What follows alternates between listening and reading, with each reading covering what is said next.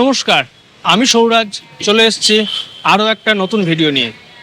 তো আমি এই মুহূর্তে রয়েছি শিলিগুড়ির যে তেনজিং নোরগে বাস স্ট্যান্ড, সেই বাস স্ট্যান্ডে পিছনে দেখতে পাচ্ছেন এটা হচ্ছে স্টেট বাস ডিপো।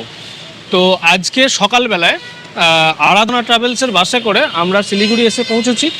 সেটার ভিডিও অলরেডি হয়তো আপনারা দেখেছেন, আর যদি না দেখে থাকেন তো আমার চ্যানেলের মধ্যে ঢুকে আপনারা দেখে নিতে পারেন। আর এখান থেকে আমি আবার শুরু করছি আমার যাত্রা দার্জিলিংয়ের উদ্দেশ্যে। আচ্ছা, এখানে কিছু ইনফরমেশন আপনাদেরকে দিয়ে দিই। এখান থেকে আপনারা যদি চান যে স্টেট বাসে যাবেন তাহলে সেটাও যেতে পারেন। 105 টাকা করে ভাড়া রয়েছে পার হেড। 3 বছরের ওপর যারা আছে সবাইকারই ভাড়া লাগবে, পুরো ভাড়া। আর বাস রয়েছে মোটামুটি আধ ঘন্টা অন্তর। 6:30 একটা বাস ছিল, সেটা আমরা মিস করে ফেলেছি। তারপরে 7টায় রয়েছে, 7:30টায় রয়েছে, 8টায় রয়েছে, মানে এরকম আধ ঘন্টা অন্তর অন্তর বাস রয়েছে। 7টার যে বাসটা, সেই বাসটায় অলরেডি টিকিট সব সোল্ড আউট হয়ে গেছে, সেই কারণে আমরা সেটাতে পাচ্ছি না। সেই কারণে আমরা ডিসিশান নিলাম যে এখান থেকে আমরা প্রাইভেট কারে, মানে শেয়ার কারে করেই আজকে যাত্রাটা করব, নাহলে হয়তো বাসেই যেতাম। কিন্তু এখনও ধরুন এখন প্রায় 6:30 বাজছে, তো 1 ঘন্টা তো ওয়েট করা সম্ভব নয়। তো সেই কারণে এখান থেকে আপনারা বাস পেতে পারেন, আর আমরা শেয়ার কারে ইয়ে করছি। আর এই দিকটায় রয়েছে এই যে আপনার বাস স্ট্যান্ডটা, আর ঠিক এই রাস্তাটা ধরে এই দিকটা গেলেই কাছেই রয়েছে মানে শিলিগুড়ি যে রেলওয়ে স্টেশন। আর এই বাইরে থেকেই আপনারা কিন্তু গাড়ি পেয়ে যাবেন।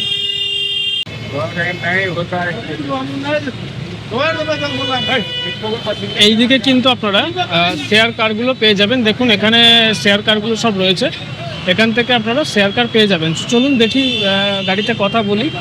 সম্ভবত 250 টাকা করে ভাড়া রয়েছে। আর এই গাড়িটাই হচ্ছে গিয়ে মানে প্রথম যাবে, সব সিরিয়াল বাই রয়েছে, এটা রয়েছে, তারপরে সব সিরিয়াল বাই রয়েছে। তো এখানে এইটার যাবে। আচ্ছা, তো আমাদের এই মুহূর্তে প্ল্যান একটুখানি চেঞ্জ হয়েছে। যেটা বললাম শেয়ার কার, কিন্তু শেয়ার কার তো ওখানে রয়েছে, 250 টাকা করে ভাড়া বলছে। কিন্তু সমস্যা হচ্ছে যে আর কি ওদের ফুল ভর্তি হবে, আর এখন যেহেতু অফ সিজন, তো সেই কারণে এখন ফুল হওয়াটা একটা সময় সাপেক্ষ ব্যাপার। তো দেখলাম যে ফালতু ওখানে বসে থাকার থেকে ওর থেকে স্টেট বাসই জার্নিটা করা হোক। আর এখানে রয়েছি যে ডিপো 8 নাম্বার কাউন্টার থেকে কিন্তু দার্জিলিংয়ের আর কি টিকিটগুলো দেয়। আর এখানে একজন ব্যক্তি 4টের বেশি কিন্তু টিকিট পাবে না। এই হচ্ছে 8 নম্বর কাউন্টার।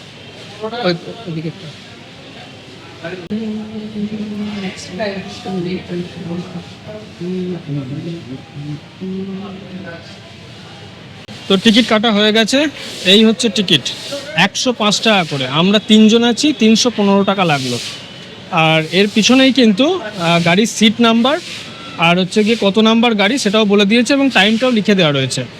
তো চলুন এবার দেখি বাসটা কোথায় কি দাঁড়িয়ে আছে। 2488 বাসের আর কি নাম্বার দেখা যাক, চলুন। আচ্ছা, এই হচ্ছে বাসটা। বাস অলরেডি স্ট্যান্ডে দিয়ে দিয়েছে 2488। এই বাসেই আজকে আমাদের জার্নি হবে। ঘড়িতে সময় ঠিক এখন ডট 7:30টা। বাস কিন্তু আমাদের ছাড়লো, আমরা আমাদের যাত্রা শুরু করলাম।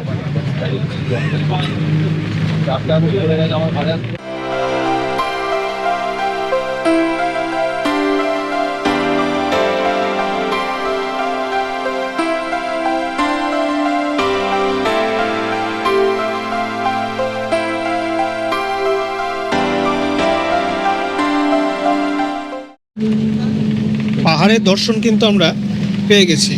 পাহাড়ে ওঠা এবং পাহাড়ি বাঁক কিন্তু আমাদের শুরু হয়ে গেছে।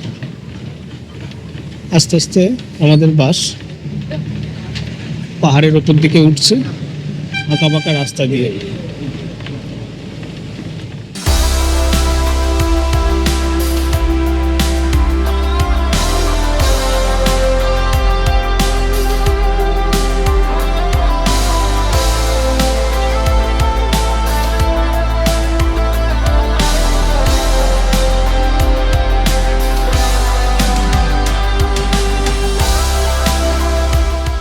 ঘড়িতে টাইম হয়েছে এখন 8:45, আর 8:30টায় আমাদের বাস এখানে এসে একটা হল্ট করেছে। আর এখানে একটু খাওয়া দাওয়া করলাম, 1 প্লেট মোমো নিয়েছি, ওটাই খেলাম। এতেই মোটামুটি পেট ভরে যাবে। এবার খাওয়া দাওয়া কমপ্লিট, এবার আমরা আবার বাসে চাপবো। বাসে চেপে আমরা দার্জিলিংয়ের উদ্দেশ্যে রওনা দিচ্ছি।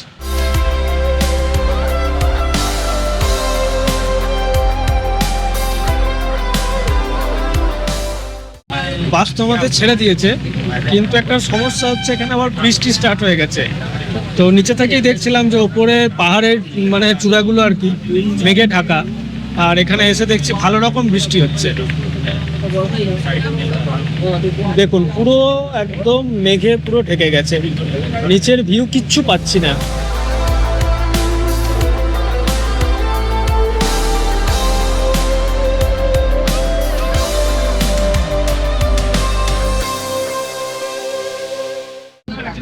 টাইম হয়েছে সকাল 9:15, আর আমরা এই মুহূর্তে কার্শিয়াং ক্রস করছি। কিন্তু বাইরে বৃষ্টি পড়ছে বলে আর কাঁচটা খুলতে পারিনি, ভেতর থেকেই আপনাদের দেখাচ্ছি। ভালো রকম বৃষ্টি পড়ছে কিন্তু।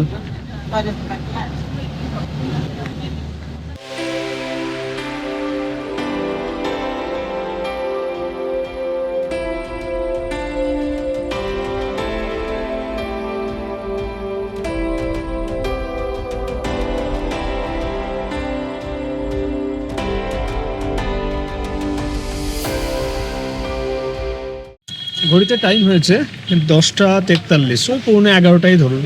আর আমরা এই মুহূর্তে এসে পৌঁছলাম ঘুম স্টেশনে। আর বাইরে তো বৃষ্টি পড়ছে, আর এই হচ্ছে ঘুম স্টেশন।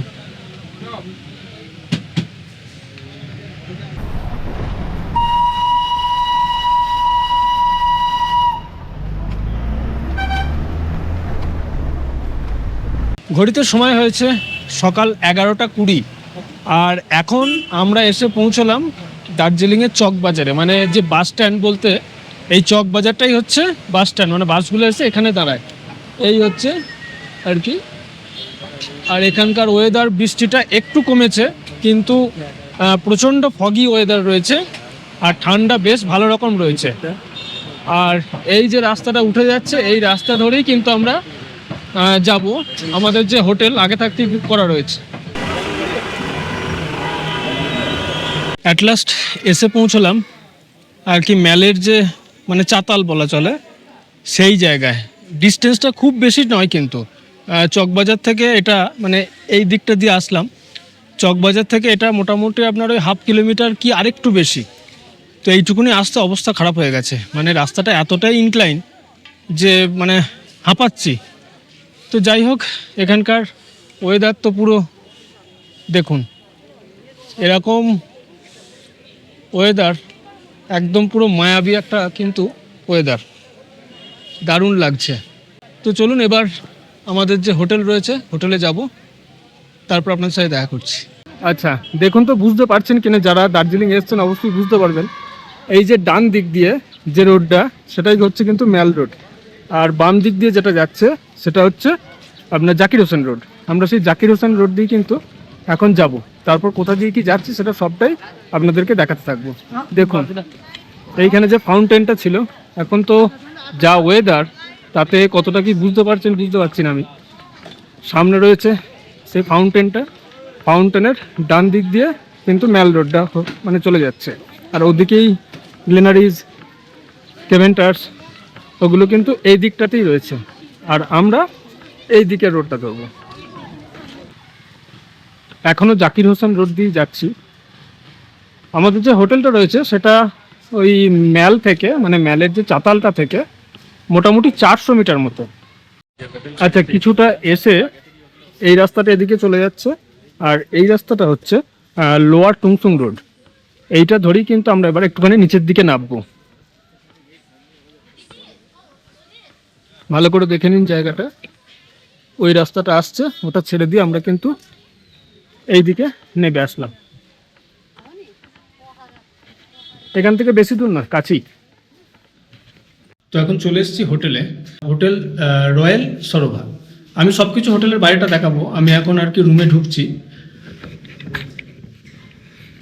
এই হচ্ছে 401 নম্বর রুম, এটাই হচ্ছে আমাদের, দেখুন 401 নম্বর। আচ্ছা, সুন্দর কিন্তু রুমটা। এখানে একটা কিং সাইজ বেড রয়েছে। আচ্ছা, এদিকে ইলেকট্রিক কেটলি রয়েছে। আচ্ছা, তারপরে আপনার এদিকটা একটা ওয়ার্ড্রপ রয়েছে, একটা মিরর রয়েছে, একটা টিভি রয়েছে, খুব সুন্দর লাইটের ডেকোরেশন করা রয়েছে। আর এদিকে ওয়াশরুম রয়েছে, ওয়াশরুমে এদিকে বেসিন রয়েছে, কমোড রয়েছে আর গিজার রয়েছে। আর সব থেকে বড় ব্যাপার হচ্ছে এখানে যে উইন্ডোটা দেখুন, এখান থেকে কিন্তু খুব সুন্দর, দেখুন এখান থেকে কিন্তু এখন কুয়াশায় ঢেকে গেছে বলে কিছু দেখা যাচ্ছে না, কিন্তু খুব সুন্দর ভিউ কিন্তু এখান থেকে পাওয়া যাবে। তো যাই হোক, ওয়েদারটা কাটুক, তারপর দেখাবো।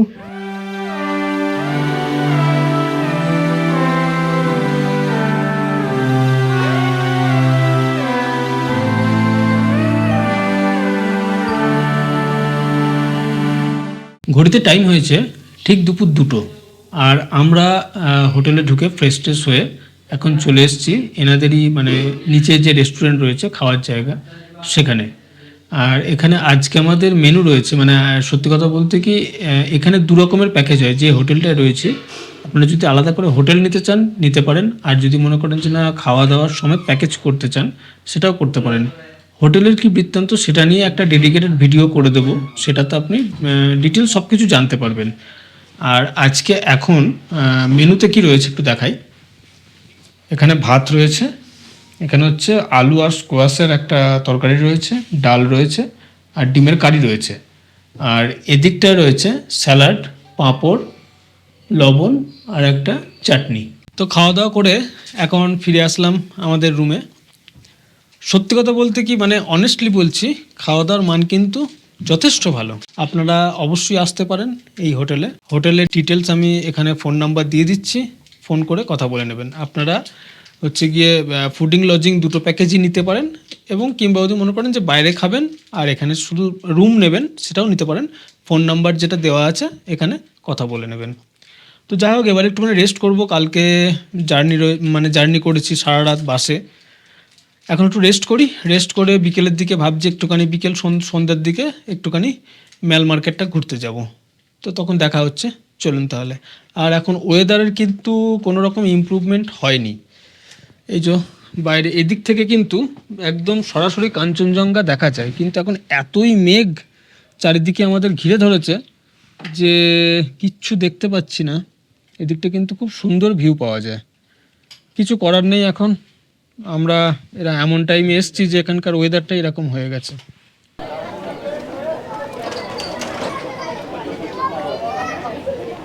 তো ছাতা দেখে নিশ্চয়ই বুঝেই গেছেন যে কি অবস্থা এখানকার।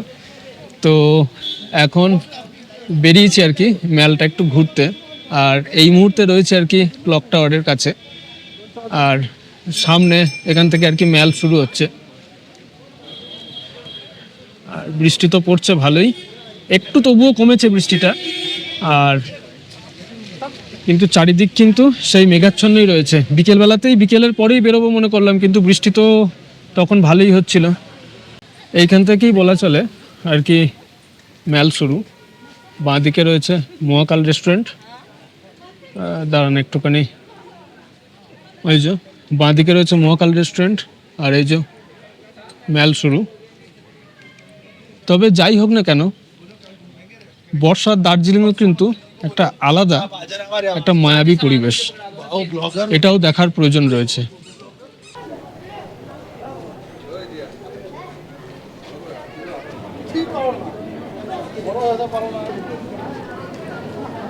এরকম ওয়েদারেও মানে ভাবতেই অবাক লাগছে যে দার্জিলিং যে কি জায়গা, যে এরকম ওয়েদারেও কিন্তু যে ভিড়টা হওয়ার কথা, মানে যে যত মানুষজন আসার কথা তার থেকেও কিন্তু বেশি মানুষজন রয়েছে। দেখুন যথেষ্ট পরিমাণে কিন্তু এরকম ওয়েদারেও কিন্তু ভিড় রয়েছে। আর এই যে সেই জায়গা যেখানে সেলফি তোলার জন্য মানুষের লাইন। তবুও তো যথেষ্ট মানে টাইম, সন্ধ্যা প্রায় রাতের দিকেই, প্রায় 8টা বেজে গেছে। বৃষ্টিটা তো একটু কমেছে, কিন্তু প্রচণ্ড জোরে হাওয়া দিচ্ছে। আর পুরো ফগে চারিদিকটা আবার ঘিরে মানে একদম ভর্তি হয়ে গেছে, কিচ্ছু দেখা যাচ্ছে না। ম্যালের আর কি ওই যে টপটায় ওখানটা গিয়েছিলাম, ওখানে তো 8টার পরে লাইট বন্ধ করে দেয়, তো সেই কারণে ওখানটা বন্ধ, আর কিচ্ছু দেখা যাচ্ছে না। তো যাই হোক, এখন ফিরে যাচ্ছি হোটেলে।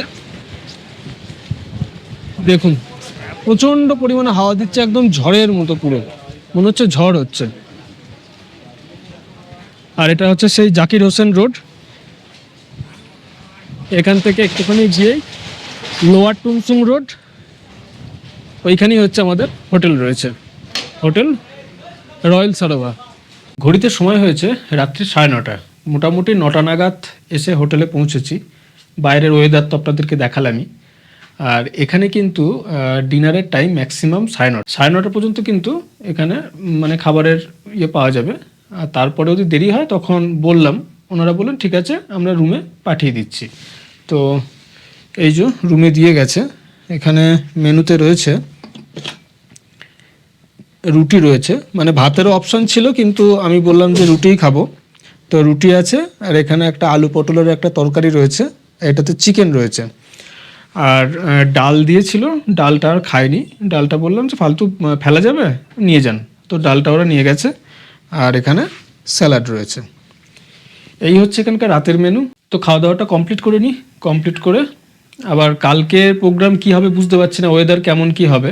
যদি ওয়েদার ভালো থাকে তাহলে কালকে হয়তো সাইট সিইংয়ে বেরোবো, না হলে এখন দেখা যাক, ওয়েদারের ওপর ডিপেন্ড করছে। আগে থাকতে কোনো প্ল্যান কিন্তু কিছু করতে পারছি না। ভিডিওটা আজকে এই পর্যন্তই থাক। কালকে কি হচ্ছে সেটা জানার জন্য আগামী ভিডিওর জন্য অপেক্ষা করুন। অবশ্যই পরের পর্ব আসছে খুব তাড়াতাড়ি। আর আজকের এই ভিডিওটা যদি ভালো লেগে থাকে তাহলে অবশ্যই একটা লাইক করবেন, শেয়ার করবেন, আর এরকম ভিডিও পাওয়ার জন্য চ্যানেলটা সাবস্ক্রাইব করে পাশে থাকবেন। চলুন, গুড নাইট।